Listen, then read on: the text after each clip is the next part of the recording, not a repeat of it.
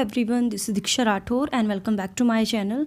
तो फ्रेंड्स, ये जो क्लास होगी ना, इसमें हम जो मनोविज्ञान की जो वोकैबलरी है, ठीक है, मनोविज्ञान की शब्दावली, क्योंकि वो क्या होता है ना, देखिए आपके हर एग्ज़ाम में कुछ ऐसे पॉइंट्स होते हैं जिनका मीनिंग आपको नहीं पता होता है ना। आप जब तक उसका मीनिंग नहीं समझोगे तब तक आपके कोई भी क्वेश्चन जो है वो आप उनका आंसर सही नहीं कर पाओगे। तो इसमें हम कुछ ऐसी वोकैबलरी जो है वो देखेंगे, समझेंगे, जो आपके एग्ज़ाम के लिए इंपॉर्टेंट है। तो आगे आने वाले जो भी क्वेश्चन अगर उसमें ये शब्दावली यूज़ होती है तो आप उसका अर्थ जान सको, ठीक है। तो वीडियो को पूरा देखिए, इसमें हम 10 वोकैबलरी देखेंगे। ओके, सो वीडियो को लाइक एंड शेयर कर दीजिए और चैनल को सब्सक्राइब कर लीजिए। So now friends, let's start. तो सबसे पहली जो वोकैबलरी है, देखिए मैंने इसकी जो है डिस्क्रिप्शन भी यहाँ पर आपको दिखाई हुई है। सबसे पहली जो शब्दावली है कर्ता प्रेक्षक प्रभाव, यानी एक्टर ऑब्जर्वर इफेक्ट। तो यहाँ पढ़ सकते हो, स्वयं अपने अनुभव या व्यवहार के लिए कर्ता यानी जिसने ये काम किया है ना, और दूसरे व्यक्ति जो मतलब जो अदर व्यक्ति है उसके उसी अनुभव या व्यवहार के लिए अलग अलग गुणारोपण करने की प्रवृत्ति। यानी वो अपने जो है मतलब एक तो स्वयं अपने अनुभव या व्यवहार के लिए और दूसरे व्यक्ति के उसी अनुभव या व्यवहार के लिए जो अलग अलग जो गुण हैं, ठीक है, गुणारोपण मतलब कि ये ऐसा है या मैं ऐसा हूँ, उसने इस तरीके से एक्सपीरियंस किया है, मैंने इस तरीके से एक्सपीरियंस किया है, उसका बिहेवियर ऐसा है तो मेरा बिहेवियर ऐसा है, ठीक है। तो एक्टर ऑब्जर्वर इफेक्ट मतलब एक दूसरे को इफेक्ट करते हैं। तो स्वयं और दूसरे के लिए जो उसका उन दोनों का जो अनुभव है या व्यवहार है उसके लिए अलग अलग गुणारोपण करने की प्रवृत्ति जो है उसको हम कहते हैं कर्ता प्रेक्षक प्रभाव। यानी एक दूसरे पर उसका इफेक्ट डलता है, कर्ता का और प्रेक्षक का, ठीक है। और डियर, पता क्यों ये मैं आपको करा रही हूँ, क्योंकि हर एग्ज़ाम में साइकोलॉजी से क्वेश्चन पूछे जाते हैं, लेकिन कुछ ऐसे वर्ड्स होते हैं जो हमें उनका मीनिंग समझ में नहीं आता कि ये होता क्या है, ठीक है डियर। तो इसीलिए मेरा मोटिव है कि मैं आपको जो है वोकैबलरी पूरी तरीके से आपको समझा दूँ।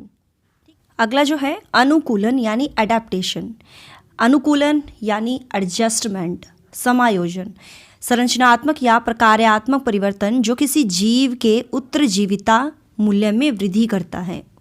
देखिए डियर, अनुकूलन किसी विशेष वातावरण में कि किस तरीके से एक जीव जो है अपने आप को एडजस्ट करता है, ठीक है, अपने आप को एडजस्ट करके किस तरीके से वो अपना जीवन व्यतीत करता है। तो ये परिवर्तन जो होते हैं ना, अगर हम अब आप ये सपोज कीजिए अब हम हैं, ठीक है, हम दूसरी जगह पर जाकर अपने आप को एडजस्ट करते हैं, यानी उस इन्वायरमेंट में अपने आप को ढाल लेना, है ना, एडेप्टेशन कहलाता है, ठीक है डियर। तो अनुकूलन द्वारा होने वाले स्थायी बदलाव जो होते हैं ना, जो परमानेंट जो बदलाव होते हैं, उसी प्रोसेस को हम कहते हैं अनुकूलन यानी एडजस्टमेंट, ठीक है।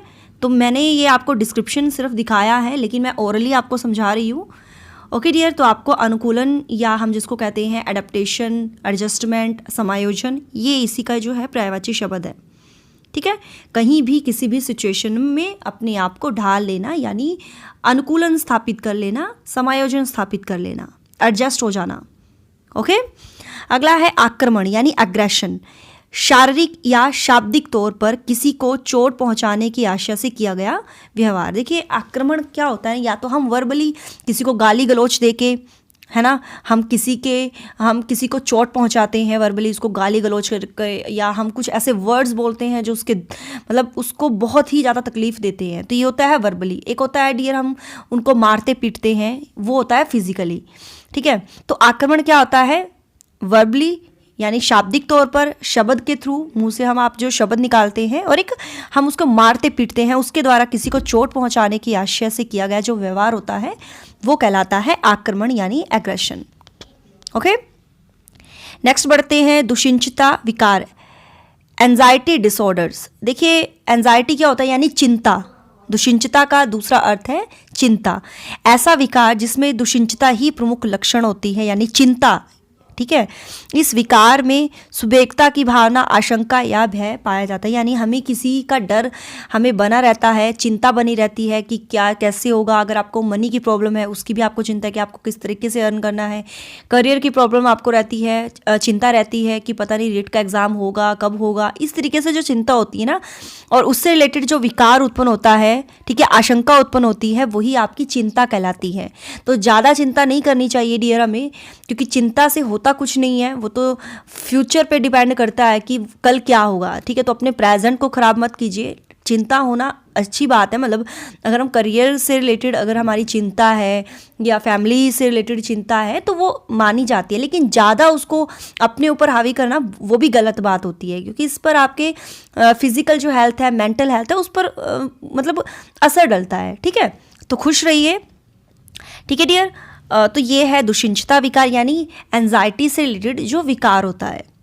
ओके अगला है सचेत प्रक्रिया, यानी हमें सचेत करना, अलार्म रिएक्शन। सामान्य अनुकूलन संलक्षण की पहली अवस्था जिसमें अधिविक्रयकीय और अनुकंपी क्रिया के जरिए ऊर्जा के संक्रियण द्वारा आपाती प्रतिक्रिया होती है।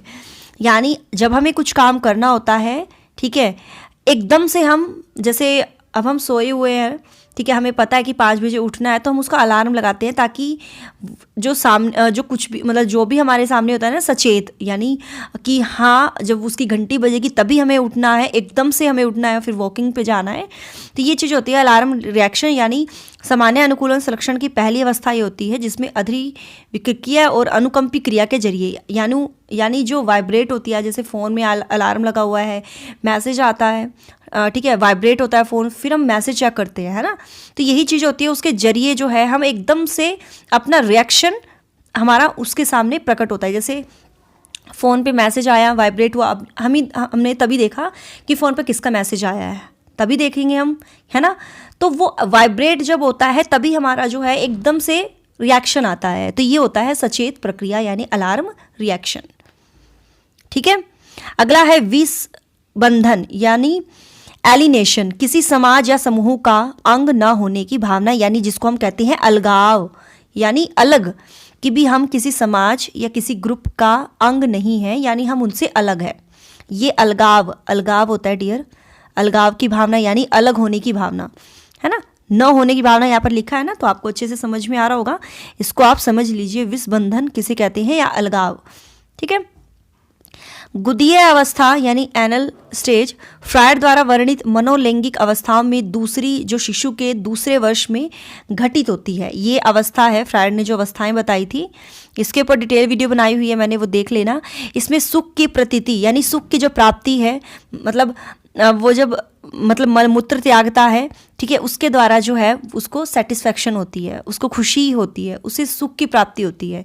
तो ये गुदीय अवस्था होती है, ठीक है डियर। मल के प्रतिधारण और निष्कासन पर केंद्रित होती है, ठीक है, एनल स्टेज। आगे बढ़ते हैं, क्षुधा अभाव, एनोरेक्सिया नर्वोसा, यानी ये ऐसा विकार है जिसमें शारीरिक वजन में अत्यधिक कमी निहित होती है, यानी उसका जो वजन है वो एकदम कम होता जाता है, या उसमें वजन बढ़ता रहता है।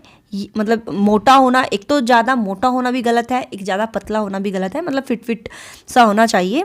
तो एक आपके वज़न में कमी या आपके वज़न में वृद्धि, मतलब बढ़ना या मोटे होने का तीव्र भय उत्पन्न इसमें होता है। ये होता है क्षुधा अभाव, यानी एनोरेक्सिया नर्वोसा, ठीक है। हमें डर बना रहता है कि अगर हम बढ़ गए तो, क्योंकि ज़्यादा वज़न बढ़ना भी थायराइड का ये सिम्टम्स होता है ना, थायराइड होने की प्रॉब्लम रहती है, और ज़्यादा स्किनी होना भी कुपोषण का रहता है एकदम से, तो ऐसी बीमारियां होती हैं ये। तो क्षुधा अभाव, एनोरेक्सिया नर्वोसा। समाज विरोधी व्यक्तित्व, यहाँ आप देख सकते हो बिल्कुल, यहाँ पर डिस्क्रिप्शन है, एंटी सोशल पर्सनैलिटी, यानी ऐसा व्यवहार जिसमें एक व्यक्ति भाग जाता है, अपराध करता है, चोरी करता है, मीट वगैरह खाता है, ठीक है, लड़ता है, और जो सोशल जो समाज के नियम है उनको फॉलो नहीं करता, और आक्रामक उसका जो बिहेवियर है, बहुत गुस्सा करता है। तो ये सब पर्सनालिटी जो है समाज विरोधी की होती है। एक व्यक्ति से दूसरे व्यक्ति में ऐसे व्यवहार का विशिष्ट स्वरूप जो है अलग अलग होता है ना, क्योंकि हर व्यक्ति भी सेम नहीं होता है, लेकिन व्यक्तियों का ये पार्ट है, एक इस तरह का व्यक्ति भी होता है एंटी सोशल पर्सनैलिटी, समाज विरोधी व्यक्तित्व, ठीक है, जो समाज के विरुद्ध कार्य करता है वही उसकी पर्सनैलिटी होती है। अगला है और लास्ट है दुश्चिंता यानी एंजाइटी, चिंता, मानसिक व्यथा। मैंने कि जैसे कि आपको कहा है ये मेंटल से रिलेटेड होती है, ठीक है। मानसिक व्यथा की एक ऐसी दशा जिसमें भय, आशंका और शरीर क्रिया भाव, बबोमान आंदोलन पाया जाता है। यानी अब आप ये सपोज कीजिए जैसे एक व्यक्ति है, ठीक है, उसको कोई बीमारी लग गई है, या सपोज करो कुछ भी बीमारी है उसको, वो बीमारी तो चलो ठीक हो जाएगी दवाई वगैरह लेके, लेकिन उसकी जो चिंता है वो आपके मेंटल स्ट्रेस को और ज़्यादा जो है वो बढ़ाती है, जिस वजह से आप खुश नहीं रहते हो, ठीक है, आप सिर्फ उसी की चिंता में लगे रहते हो। वो ठीक होगी बट थोड़ा मेंटली हेल्थ भी सही होती है, ठीक है। तो ये चीज़ होती है, आप डरते हो कि शायद मैं ना ठीक होऊं, शायद मेरी डेथ हो जाए, मुझसे बाद मेरे बच्चों का क्या होगा। तो ये आशंका ही होती है, एंजाइटी जिसको कहते हैं चिंता।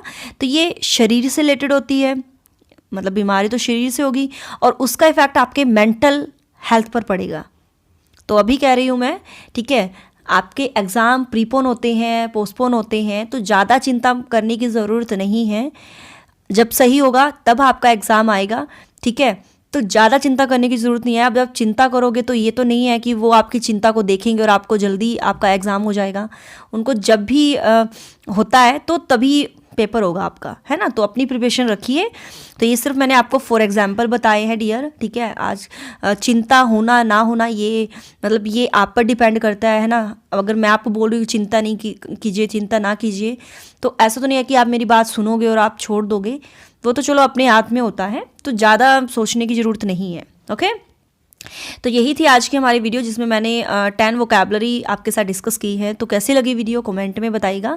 सो thanks for watching my video, do like share and subscribe my YouTube channel. Till then bye bye, रब राखा, जय भोलेनाथ।